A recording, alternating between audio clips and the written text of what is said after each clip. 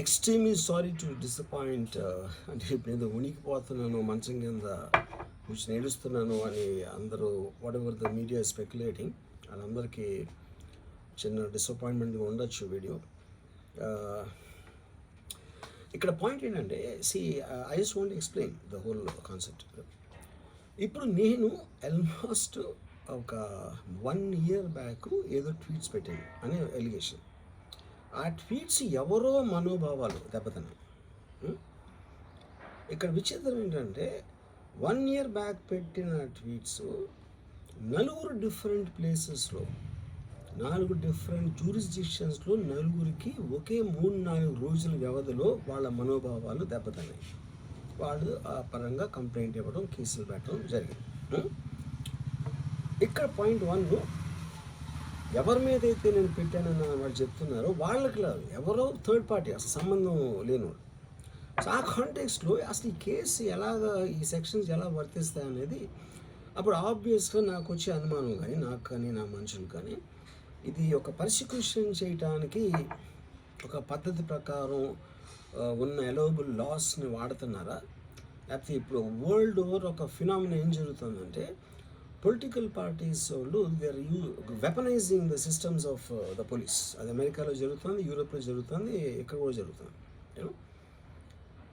అప్పుడు నేను ఏ ఒక్క వ్యక్తిని, ఒక పోలీస్ ఆఫీసర్ని కానీ, ఒక పొలిటికల్ పర్సన్ కానీ నేను బ్లేమ్ చేయట్లా. I think it happens in certain ఒక ఏమంటారు దాన్ని, ఒక వే. అది అందరూ కూడా ఎంతో కొంత అది చేయటానికి టెంప్టేషన్ ఉండొచ్చు. But eventually there is the law of the land which will take the final call. So అది that I completely agree, believe in that and I abide by that as a citizen.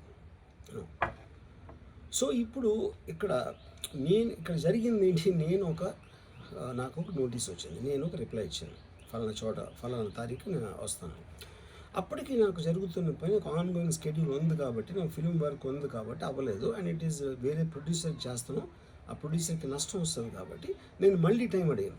ఇదేంటి case, ఇదేం urgent case అంటే 1 year తర్వాత tweet చూసిన అతనికి 1 weekలో అన్నీ అయిపోవాలనేది ఏమన్నా meaning ఉంటుంది అసలు దానికి?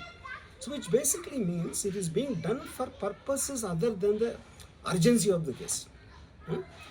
ఇప్పుడు అర్జెన్సీ ఆఫ్ ద కేస్ అంటే మీరు మర్డర్లు గేడర్లు ఇన్ని జరిగి సంవత్సరాలు తీసుకుని ఏదో ఒక ట్వీట్ పెట్టిన ఎలిగేషన్ మీద హుటాహుటిని మీరు అక్కడి నుంచి పోలీసులు వచ్చేసి ఇలా చేసి అలా చేసి.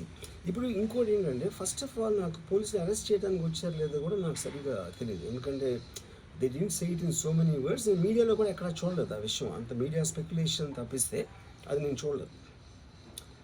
బట్ ఇందాక నేను చెప్పిన కారణాల మూలాన కోఇన్సిడెంటల్గా వేరే వాళ్ళు అన్ని చోట్ల నుంచి వచ్చేస్తున్నారు అది ఇది అన్నప్పుడు ఐ డోంట్ వాంట్ నా టైం వేస్ట్, నా వర్క్ వేస్ట్, నా వర్క్ ప్రెషర్ ఉన్నదాని మూలాన I wanted to take the assistance with judicial, because that is the final say in a democratic system కాబట్టి.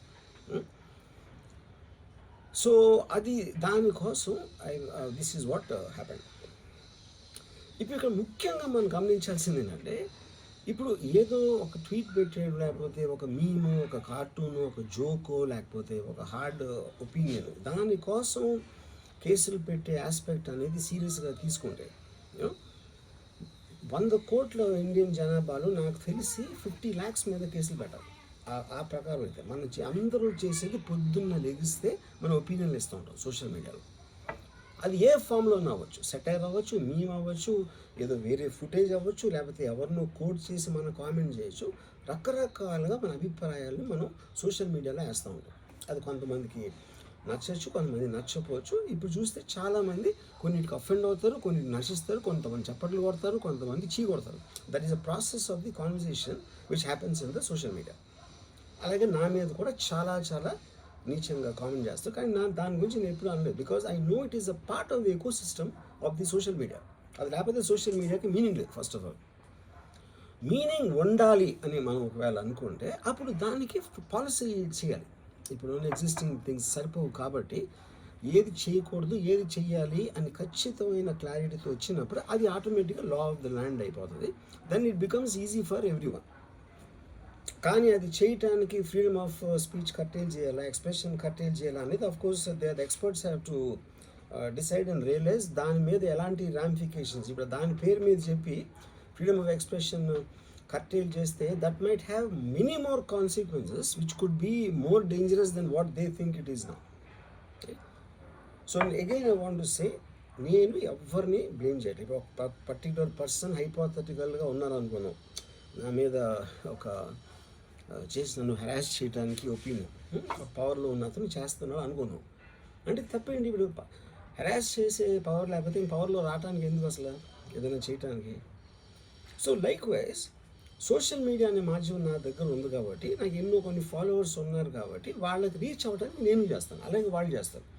కానీ నన్ను కానీ తనను కానీ అందరినీ ఫైనల్గా జడ్జ్ చేసేది judiciary. That is the whole point.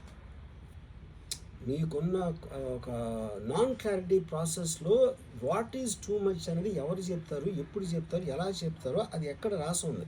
ఆ క్లారిటీ అది లేనప్పుడు ఆటోమేటిక్గా this will keep on happening, you know. So I cased ఇందాక ఒక మొత్తం social media almost 90% of them they will be liable for cases to will put. ఏంటంటే పొద్దున్న లేస్తే అందరూ చేసేది అదే, ఎవరో ఒకరిని తిట్టడం, ఎవరో ఒకరిని ఇది చేయడం, ఎవరో ఒకరి మీద ఒపీనియన్ ఇవ్వడం, ఎవరో ఒకరి పర్సనల్ లైఫ్లోకి వెళ్ళిపోవడం. అది తప్పిస్తే సోషల్ మీడియాలో ఇంకేం చేస్తారు అసలు? సో ఇప్పుడు వాళ్ళందరి మీద పెట్టాలి అంటే అక్కడికి ఎలా అంత ఉంటుంది? ఇంకోటి, దాని అర్జెన్సీ ఏంటి, దాని ఇంపార్టెన్స్ ఏంటి, ఎంత అంటే ఇప్పుడు మర్డర్ కేసులు, టెర్రరిజం కేసులు, ఇలాంటి దానికి ఒక సీరియస్ క్రైమ్స్కి ఉండాల్సిన పోలీసు సంవత్సరం క్రితం పెట్టిన ట్వీట్ కోసం అతను he didn't reply properly are he didn't reply అన్న ఒక్క దాని బేసిస్ మీద ఒంగోలు నుంచి పోలీసులు వచ్చేసి అది చేశారు అంటే I'm not able to understand the police priority ఏంటని. నేను పోలీసుని బ్లేమ్ చేయట్లేదు, I'm tracking with the system, I'm not talking about the particular police officers. Ongole police officer మాట్లాడలేను. సో ఈజ్ దర్ ఈ system in place for that? Priority of importance అనేది ఉంటుంది కదా ఎక్కడో చోట. అంటే 11 o'clock నేను ఎప్పి రావాలి, నేను 10 o'clock రిప్లై ఇస్తే 10:30కి వచ్చేస్తే which means there already there. అంటే అన్ని పనులు వదిలేసి ట్వీట్ పెట్టిన వాళ్ళ మీద వస్తే I really don't understand the context honestly, you know. అందుకని ఇప్పుడు ఇది నాది క్వశ్చన్ కాదు. రామ్ గోపాలమో ఒకడు ఎవడో ఉన్నాడు అటు పెట్టాడు, ఇంకోటి ఎవడో సబ్బారావు పెట్టాడు, అప్పారావు పెట్టాడు.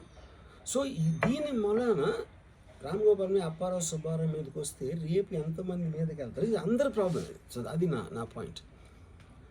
ఇప్పుడు ఒక చాలా ఫేమస్ లైన్ ఉంది సెకండ్ వరల్డ్ వార్ టైంలో, వెన్ హిట్లర్ ఆస్పెక్ట్స్లో, first they came for someone, I thought it was someone else, then they came for somebody else, I thought it was somebody else, then they came for me. అంటే ఏంటి? Then they came for everyone. So that is what we need to actually, that is the main issue which is what I wanted to bring to your notice. అప్పుడు ఒక్క second నన్ను మర్చిపోతే social మీడియాలో tweets, memes పెట్టినంత మాత్రాన ఎవరో ఒకళ్ళు ఏదో ఒక రోజు మేల్కొని 1 year తర్వాత నేను అప్పుడు చూశాను కానీ ఇప్పుడే చూశాను, అప్పుడు పెట్టావు, ఇప్పుడు నా మనోభావం దెబ్బతిందంటే అసలు దానికి అంత అనేది ఉంటుందా అలాంటి కేసులు పెట్టడానికి?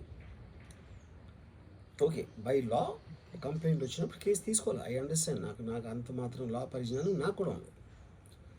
కానీ అది మీరు సీరియస్గా తీసుకుంటే, ఒక యూనిఫామ్ డిస్పారిటీ లేకుండా, డిస్క్రిమినేషన్ లేకుండా మీరు అందరినీ సీరియస్గా తీసుకుంటే ఒక అంటే మొత్తం సోషల్ మీడియా మొత్తం జైల్లో ఉంటుంది అట్లీస్ట్ 80 to 90%. ఎందుకంటే సోషల్ మీడియాకి వచ్చేదే దానికోసం, ఎవరైనా సరే వచ్చేది ఫైనల్గా.